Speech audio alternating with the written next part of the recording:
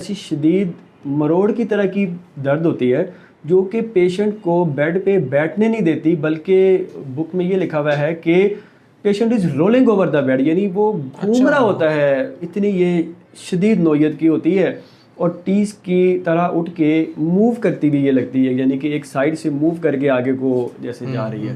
تو اس طرح کی جو درد اگر بہت شدید ہے تو یہ بڑے ممکن ہو سکتا ہے کہ یہ گردے کی درد ہو. اچھا، گردے میں جو پتھری ہوتی ہے اس کی علامات کیا ہوتی ہیں، اور کس درد کو لوگ زیادہ تر اس کو نہ سمجھتے ہیں یہ گیس ہے، سو گردے میں اگر پتھری ہے تو علامات کیا ہوتی ہیں اس کی؟ جی، جیسا آپ نے خود سب سے پہلے بتایا کہ مین جو سب سے امپورٹنٹ اور سب سے پہلی جو علامت ہے وہ تو پین ہے. ٹھیک ہے. اور اس میں پھر یہی ہے کہ گیس، وہ اسی وجہ سے لوگ سمجھتے ہیں کہ یہ ایک جگہ سے ایسے موو کر کے آگے کو جا رہی ہے، تو لگتا ہے ایسے جیسے کوئی گیس ہے اندر جو کہ پھیل رہی ہے پیٹ میں، اور اس وجہ سے لوگ شاید اس کو اس کے ساتھ مکس کر دیتے ہیں.